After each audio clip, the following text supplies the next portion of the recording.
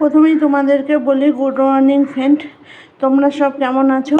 আমি তোমাদের কাছে আমার ছেলেমেয়ের যেহেতু সবজি খেতে চায় না, তাই তোমাদের কাছে একটা রেসিপি নিয়ে এসেছি। জানি তোমরা কতটা দেখতে পাবে কি না বলতে পারছি না, বুঝতে পারছি না।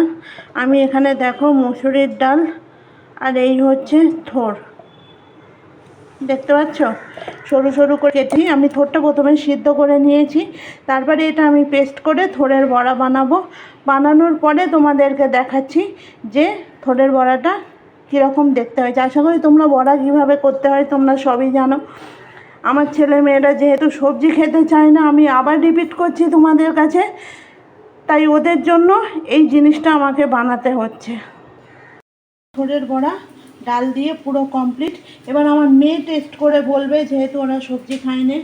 বলো কেমন হয়েছে খেতে? আমাকে তো টেস্ট করতে দিয়েছে, এবার আমি বলি কেমন হয়েছে খেতে।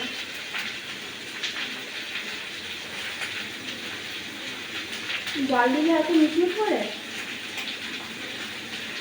থোড়ের বড়া, এটা ভালো হয়েছে।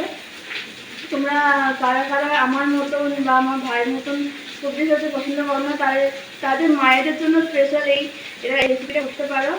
আমার ভিডিওতে দেওয়াই আছে, মা দেবে। ভালো হয়েছে, মুচমুচে আছে।